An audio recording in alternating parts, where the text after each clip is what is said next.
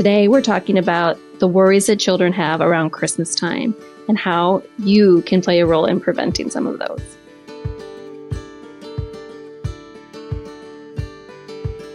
Santa can be very scary for a lot of children, and there are so many reasons why this is true.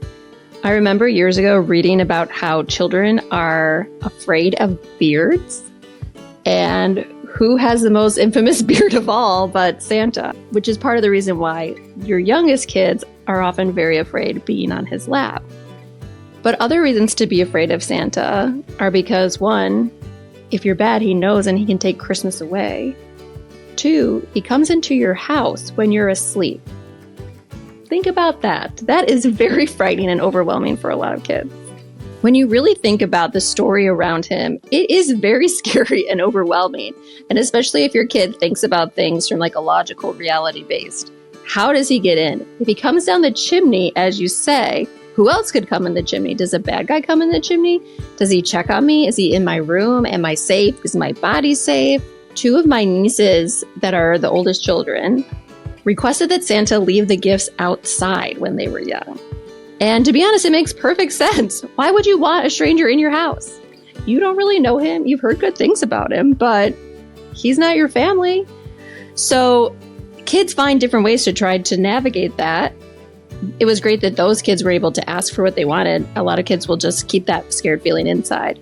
But we have to think about some of these holidays from the perspective of your children based on their age. Santa is kind of scary, even though he does bring a whole lot of fun.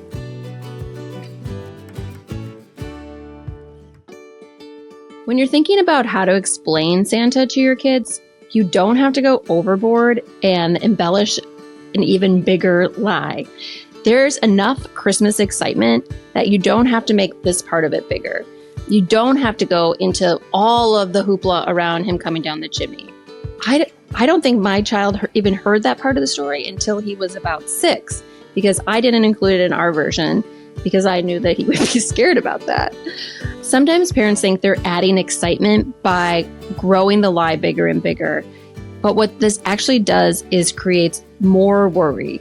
If there's so many more pieces to this, if it's not just about Christmas magic, if it's all these different steps, each one of those things can add a different level of anxiety or concern for a lot of kids.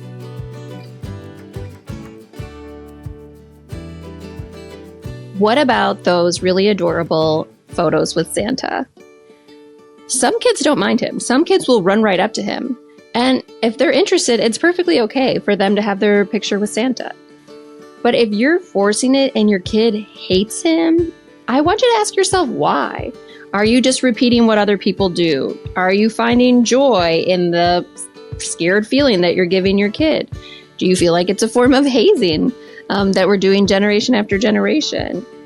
One thing that I like to consider is you'll have a picture with Santa when your child asks for it.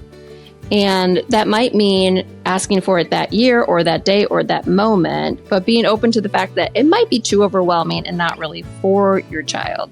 If your child does get up there and then changes their mind, I think it's okay to let them walk away.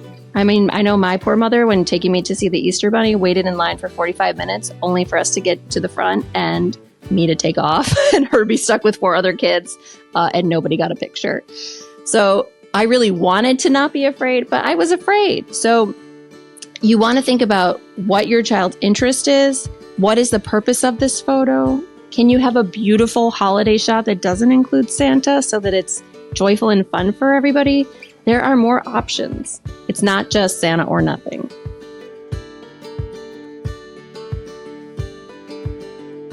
As your kids get into older preschool times, there's a little more reality in how they understand things. And it's also when their conscience is developing. This is when Christmas can go sideways. If you have a kid who is a perfectionist, if you have a kid who's worried about making mistakes, December is horrible.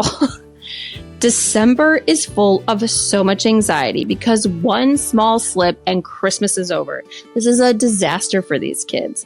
They do not enjoy the Christmas season. They're a wreck the whole time. So when you have a firstborn child, a perfectionistic child, a kid at the ages of 4 to 6. Keep this in mind. Don't use Christmas, Santa, as a threat. Think about what Christmas really means to you. Share that idea with your family. It should be about family. It should be about what values are important to you guys. It should not be a way of controlling behavior for an entire month. So be kind to your children by realizing where they're at in this and protecting them from that incredible amount of guilt and worry that they carry around in the season. Because coal is not a real gift. So you can let them know that that's not something that's coming.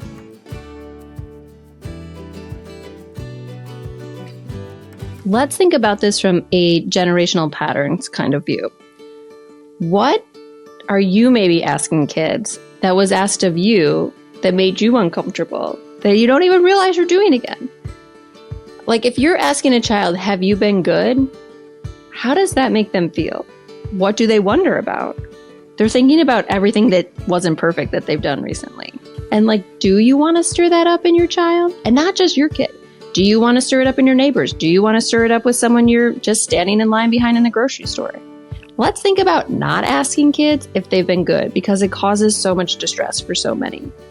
But what could you ask instead? Maybe you could just ask if they're excited about Christmas. Maybe you could ask if there's something that they're hoping to get this year. Maybe you can ask what their favorite part of celebrating is. There's so many ways we can have conversations with kids about Christmas without inducing the fear and the worry about perfectionism. So this season, try to remember the true meaning of Christmas, how you explain that to your kids, what feelings you share, what traditions you celebrate, which ones you leave behind, and try to leave the anxiety and fear-producing questions in the past. And just a reminder, if you're thinking about making changes this holiday season, don't forget to check out my other videos on the Dr. Colleen Napleton website, and also that you can call me for one-on-one advice on how to put those into action.